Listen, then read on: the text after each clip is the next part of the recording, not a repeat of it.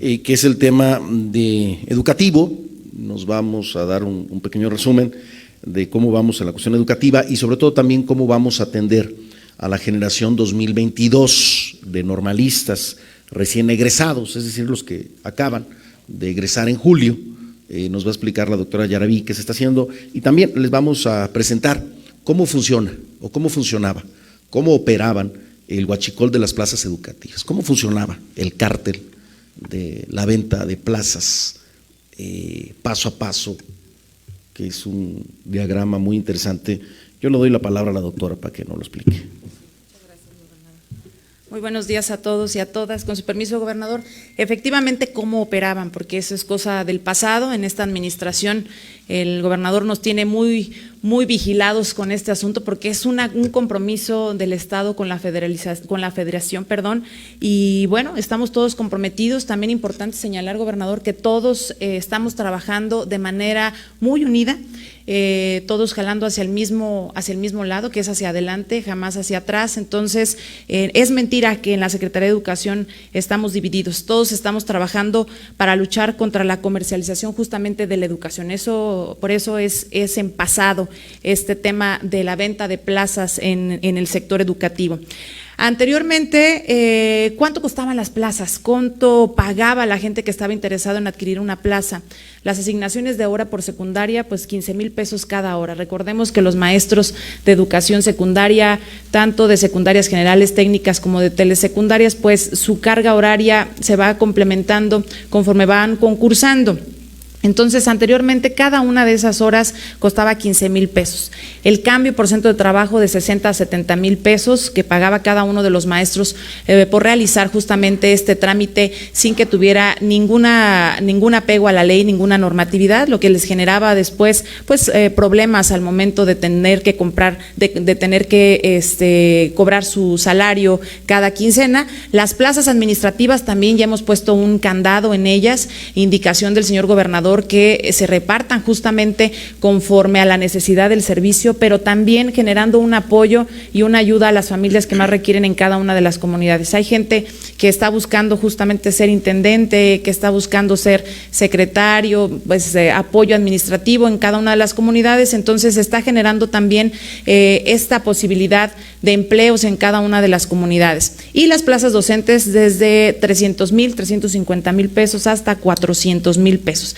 Actualmente, pues nosotros hemos buscado todas las alternativas para transparentar esos procesos de tal manera que no haya mano negra o que no haya dudas de que quien está recibiendo una plaza definitiva, una base de maestro o maestra, pues efectivamente es porque la concursó, porque participó en los procesos de UCICAM y de UESICAM y que a través de ellos fueron asignados. ¿Cómo funcionaba esta forma de operar anteriormente? Pues existía una persona, un trabajador de la Secretaría de Educación, algún integrante de una expresión sindical, algún personal administrativo, que efectivamente formaba parte de esta red y lo que hacía justamente era cazar esas plazas, identificar en qué escuela había una plaza. ¿Cómo las identificaban? Pues donde había, por desgracia, alguna persona que fallecía, algún jubilado o alguna renuncia. Esa plaza evidentemente era atrapada por estas personas, que lo conocemos, aquí lo estamos poniendo como el coyote A o el gestor A, para posteriormente, pues, ¿qué hacer? Buscar quiénes estaban interesados en adquirir una plaza. En general, pues es público en general, alguien que no cubre el perfil de docente, que no es egresado de alguna normal pública. Enseguida, pues prohibir al director de esta escuela que se informe sobre la disponibilidad de esa plaza, lo que genera es que ellos tengan la libertad para poderla ofertar de acuerdo a la lista de interesados que tenían. Posteriormente, pues hacía el cobro de los 300 a los 400,000 pesos, 450. Aquí entran los famosos, ¿cómo le llaman? Temporales o cómo le llaman. ¿Los eventuales? Los eventuales. Sí, los eventuales, sí, efectivamente también. Ahí generaban la eventualidad. Sí, a algunos de los eventuales también interesados en comprar la plaza también eran alguien que estaba cautivo a ser un cliente. Y bueno, enseguida pues se les hacía un cobro algún cobro de, no el 100%, pero una parte de esta plaza. Por eso actualmente, gobernador, hay tantas manifestaciones, porque hay gente que está exigiendo esas plazas que fueron vendidas en años pasados y que no se les ha cumplido, precisamente porque ahora todo es a través de los procesos normativos, tanto estatales como federales, y entonces pues ahí es donde ya no les cuadró muy bien el negocio. Y se aseguraba lógicamente que tuvieran todas estas cuestiones como nombramientos, el orden de adscripción, que es el primer documento que se le entrega al maestro, donde se le dice en qué escuela, la clave, el municipio y demás, y después pues ya se le hace otro documento que es la toma de posesión. Todos estos documentos apócrifos, hay muchísimos documentos con firmas falsas, con nombres falsos, incluso con cargos erróneos, como por ejemplo, inexistentes, por ejemplo, en lugar de que dijera secretaria de Educación, pues decía directora de Educación, ¿no? Entonces, errores gravísimos. Para eso, señor gobernador, ciudadanía, a todos también quienes forman parte o quienes están interesados en algún negocio de estos, pues invitarlos a que no formen parte de esta corrupción, porque nosotros desde la Secretaría de Educación ya establecimos documentos que tienen, por ejemplo, 15 candados de seguridad, de tal manera que va a ser más difícil que puedan generar documentos falsos o que les entreguen algún documento falso donde les prometen alguna plaza. Posteriormente a que se les hubiera entregado estos nombramientos, estas órdenes de adscripción, documentos falsos, pues lógicamente ya se pasaban todos estos documentos a los trabajadores administrativos de la Secretaría de Educación para realizar el supuesto trámite. ¿Por qué digo supuesto? Porque nosotros toda la información o todas las plazas que nosotros asignamos de manera regular se suben a otra plataforma que es una plataforma federal. Ellos vuelven a revisar los documentos y quienes no tienen irregularidades pues reciben el pago de manera puntual. Quienes no tienen observaciones, pues lógicamente pasa directamente. Ahí es importante, porque debemos señalar que también otro apoyo que ha sido muy grande para nosotros ha sido la implementación de las plataformas, la implementación del gobierno digital, de tal forma que el trámite que hacen en primaria lo sabe personal, lo sabe UCICAM y evidentemente lo sé yo, que soy la última que genera la firma. Quiere decir que todos en el proceso estamos enterados, además de que trabajamos de manera colegiada, siempre en equipo, y estamos informados de lo que pasa en cada una de las áreas. Evidentemente todavía hay mucho que hacer y es con lo que estamos trabajando, y es donde evidentemente pues las expresiones sindicales se oponen a que sigamos buscando la transparencia a través de gobierno digital o de algunas otras estrategias, porque pues eso termina con el trabajo. Ahora bien, se fue el maestro o una maestra de la escuela. ¿Qué es lo que pasa? ¿Por cuáles son las razones? Como lo decía, algún cambio irregular, porque los cambios de centros de trabajo también hay convocatorias por una jubilación, por muerte o por alguna renuncia. Esas son las que de inmediato pues las expresiones sindicales las acaparan para poderlas ofertar. ¿Qué se debe hacer? Es importante señalar que aquí todos somos responsables, nadie se libra de una sanción o de una responsabilidad, pero sobre todo de la imagen que tiene en su quehacer como servidor público, como docente de una escuela.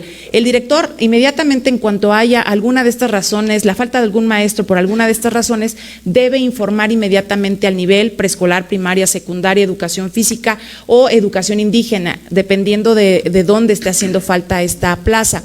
Cuando se debe a jubilados o por muerte o renuncia, de inmediato se tiene que hacer para que nosotros podamos generar los trámites. En algunas ocasiones, cuando no se informa, se sigue generando esos cheques, pero es importante señalar que esto es una afectación para la familia, porque si no se informa de manera inmediata, la familia no puede tener la pensión de la persona que falleció. Otra manera de hacer esta corrupción y de dañar a una familia que también necesita ese recurso y en un momento tan complicado como es el fallecimiento de algún maestro o de alguna maestra.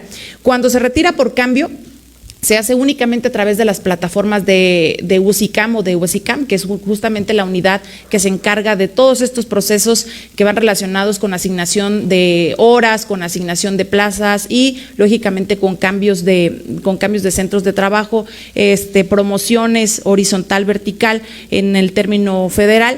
Y bueno, si no se informa, pues lógicamente esto sigue siendo parte de estos estas tranzas que se hacían anteriormente. Por eso invitarlos y señalarles que la modificación a la ley dentro de la Secretaría de Educación, de la normatividad, tiene que ver con que ahora todos somos responsables. Si un director, un supervisor, un jefe de sector no informa, pues también les está ayudando a que las cosas se hagan de manera incorrecta y que no haya justicia con los maestros y con las maestras. ¿Cuál era su forma de operar? La que sigue, por favor. ¿Por qué hay grupos sin maestros? Bueno, los grupos sin maestros es pues porque se cambian de escuela con apoyo de representantes sindicales sin informar, ¿sí? sin que esté debidamente normado. ¿Cuál es la consecuencia? Pues lo que hemos visto y hemos sentido la molestia de los padres de familia, donde hay escuelas que tienen un montón de maestros y poquitos niños, o al revés. Entonces ahí hay una injusticia porque hay grupos que no están recibiendo estas clases de manera correcta. Y de esa forma, pues los grupos sindicales lo que buscan es generar esas presiones y buscar ahora convencer a los padres de familia de generar esas manifestaciones. Nos han amenazado incluso con hacer manifestaciones con niños y con niñas. Desgraciadamente, ahí están violentando los derechos y el respeto que se tiene a los niños y a las niñas, también a los padres de familia, porque los han mantenido de esta manera engañados. El maestro sigue cobrando, hay muchos maestros que siguen cobrando en la misma escuela. Ahí estamos trabajando también lo que se llama reubicaciones de pago, es decir, el maestro que está en Zamora pero que está trabajando en Lázaro o al revés. Entonces tenemos mucho trabajo que hacer también en estos temas administrativos, lo estamos haciendo, sin embargo sigue habiendo mucha resistencia. No se puede, y luego, ¿por qué hay los espacios en las escuelas? Porque no se puede asignar a un maestro si nosotros no tenemos la información por parte de los administrativos, en donde queda una vacancia, es decir, el hueco en la escuela de algún maestro que por las razones que ya mencionábamos ya no se encuentra ahí. Entonces nosotros no podemos asignar. Por eso ellos siguen escondiendo la información que les permita a ellos seguir generando ese negocio de la venta de plazas. ¿Cuál es su modo de operar? Como ya lo comentábamos, ¿quiénes son los gestores? Pues las expresiones sindicales que buscan a quienes son necesitados, ya lo decía el gobernador, a los eventuales o también egresados normalistas en generaciones 19, 20, 21 o 22, a quienes también los traen ahí engañados con las manifestaciones, puesto que la generación 22, señor gobernador, todavía no participan en ningún proceso.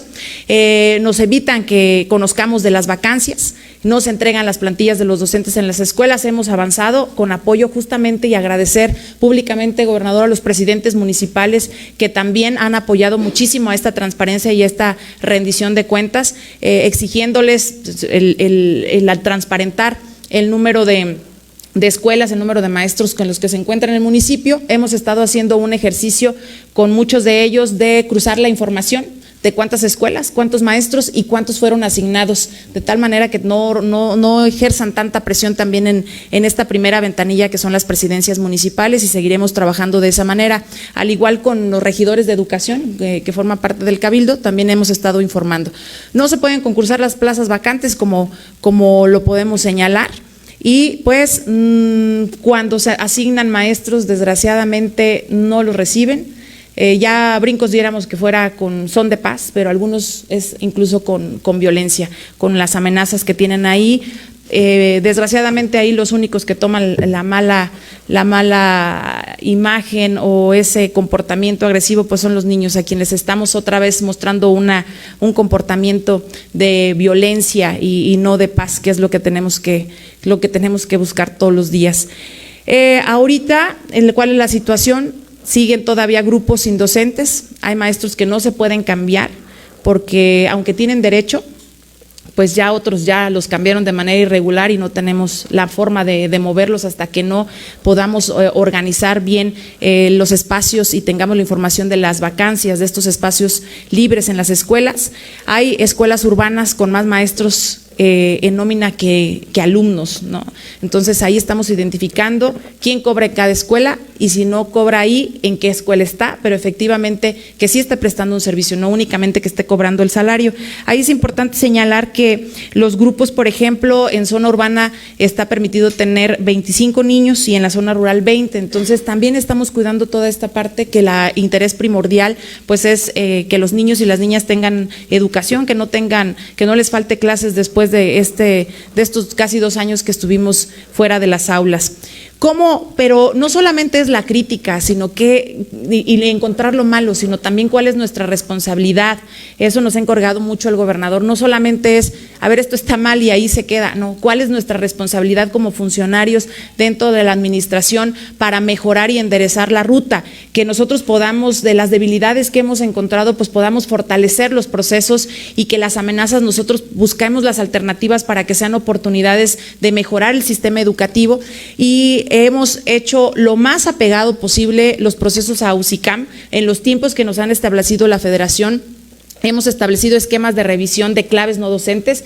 Anteriormente, gobernador, el secretario de Educación era quien asignaba las plazas administrativas y lo que estamos buscando es institucionalizar los procesos, es decir, que cada que haya cambio de secretario, pues de cualquier manera se siga la misma ruta, el mismo camino, de tal manera que esto no sea pues beneficio nada más para quienes firman en última instancia estas asignaciones de claves no docentes, como ya lo decíamos, las administrativas, que son los intendentes, las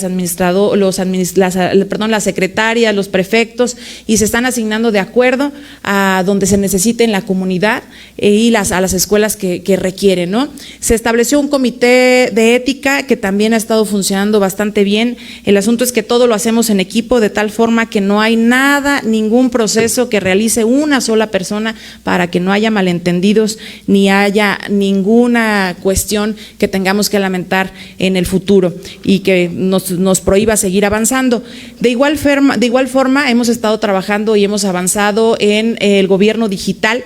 Hemos establecido también una ventanilla digital para atender las incidencias y hemos provocado que más trabajadores de la Secretaría de Educación se acerquen a nosotros sin necesidad de un intermediario, que eran las expresiones sindicales que por todo cobraban, ¿no? Entonces ahora es de manera directa, por ejemplo, los certificados de los niños también, algunas constancias de maestros y bueno, en fin, un montonal de trámites administrativos que estamos retomando nosotros el control, de tal manera que no se requiera ningún intermediario en la Secretaría de Educación. Ahora bien, ¿qué está pasando con los egresados 2022 que luego los vemos manifestarse ahí en las calles? Los egresados 2022 de la generación 2022 justamente concluyeron sus estudios y se titularon apenas entre el mes de junio-julio. Entonces ellos tienen la obligación de participar en la convocatoria de admisión que será hasta marzo del 2022. Sin embargo, es importante que nosotros señalemos, señor gobernador, que le hemos estado dando la atención y los invitamos a que se acerquen con nosotros para trabajar de manera conjunta. Estas cuestiones que están ofertando las expresiones sindicales ni siquiera fue idea de ellos, fue idea de nosotros como administración, que desde el principio señalamos que íbamos a establecer una atención personalizada con ellos y desde antes de egresar tuvimos reuniones con algunos. ¿Cómo vamos a hacer? Lo que a ellos les interesa mucho es esta hojita de filiación y estamos trabajando para entregárselas en el mes de octubre. No necesitan a las expresiones sindicales, no necesitan estar en el sol, en la lluvia, generando condiciones de inestabilidad en el Estado, que es lo que muchos quieren. No se requiere tomar centros comerciales ni bancos, no, nosotros sabemos cuál es nuestra obligación, pero también sabemos qué es lo que les corresponde hasta el momento y no vamos a violentar ningún derecho, pero tampoco ningún proceso, eso que quede bien claro. Y en el mes de noviembre, de acuerdo a la necesidad del servicio, pero también de acuerdo al techo financiero, estamos estableciendo la posibilidad de entregarles justamente código 99, que es aquella posibilidad de un contrato por 6 meses, gobernador, para que ellos puedan ir trabajando y hasta en el mes de marzo, pues entonces ya participen en el proceso y ya se les puede asignar la plaza de manera definitiva en el mes de pues es mayo, junio, julio, agosto, cuando viene la convocatoria, entregan documentos, participan y después se les entrega ya su alta definitiva como maestros del sector educativo en Michoacán. Entonces, que quede claro que se está atendiendo, no hay ninguna posibilidad de que el gobierno del Estado los quiera afectar, es nuestra responsabilidad dar educación de calidad a los niños y a las niñas y sabemos que los egresados normalistas eso es lo que quieren y esa es la vocación y por eso vamos a atender con antelación a todos sus problemas. Invitarlos a los egresados normalistas que aún no se acercan, pues invitarlos a que se sigan acercando. Tenemos el proceso abierto, las mesas de diálogo. Comentarle, señor gobernador, que esta semana tendremos 10 mesas de trabajo, no son mesas de negociación porque en la educación no hay negociación, son 10 mesas de trabajo con todas las expresiones sindicales. Entonces no hay forma ni hay razón para que estén amenazando actividades del sector educativo en ninguno de los sentidos, como entrega de útiles, material didáctico, seguir en las calles, gobernador, porque las mesas de trabajo están abiertas con cada uno de los niveles, las haremos también públicas este cronograma de actividades con las expresiones y los temas que estamos tratando. Así es que no hay razón para estas manifestaciones, la mesa está abierta y bueno, las posibilidades de resolver también están abiertas. Es cuanto, señor gobernador. Gracias. Ahora sí, preguntas. A continuación, el diálogo con los medios de comunicación. Primer pregunta, César Hernández, changunga.com. Gracias. Buenos días. Preguntar si ante este combate a la corrupción educativa se esperan más manifestaciones de estas expresiones sindicales y si se seguirá permitiendo la afectación a los ciudadanos, y también saber si en este sentido ya hay sanciones para los maestros por no acudir a su centro de trabajo.